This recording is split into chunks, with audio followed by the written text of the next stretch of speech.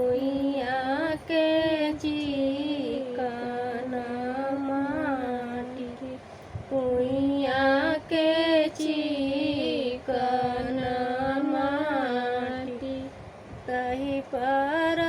मालिनी केवला लगावेली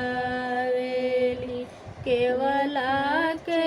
शीतल छाँव केवला के शीतल छाँव गोड़वा चढ़ल अइने बाबू दुलारे बाबू ठाड़ भइल केवला के छाँव ठाड़ भइल केवला के छाँव भीतरी बारू की बारी मालिनी हाली बेगे माऊरा उरे हाली बेगे माऊरा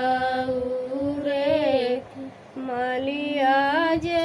सुतेल असहर बसहर मलिनी सुतेली फूलवारी मलिनी सुतेली फूलवारी किया तोहरे बाबू काज परोजन किया तोहरे भैया के बिया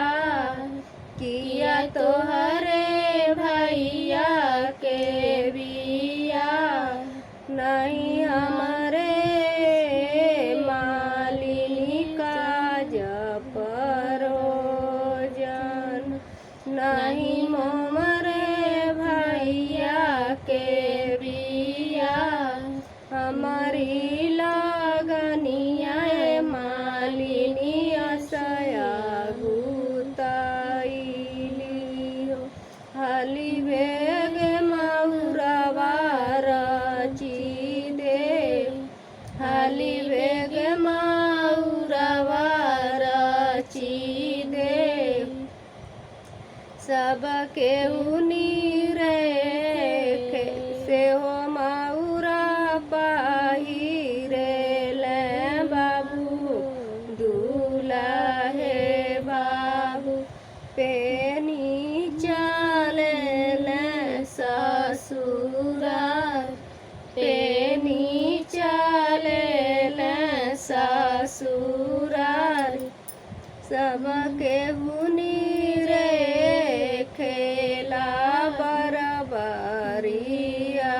बरबरिया हो सासुनी रेखे हंसा मोर सासुनी रेखे हंसा मोर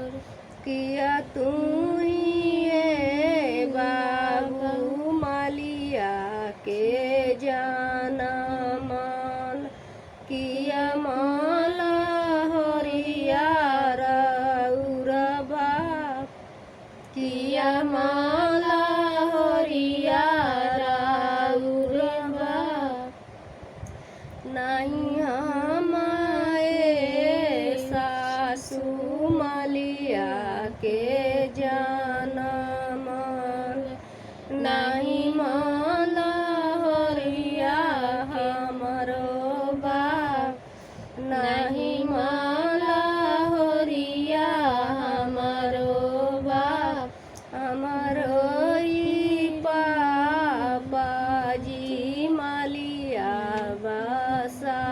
बसावेल सासू के लागे लगावास सासू के लागे लगावास का देखा उड़रिया के पुतावा का देखा छिनरिया के पुतावा उलटी पुलटी दे નથી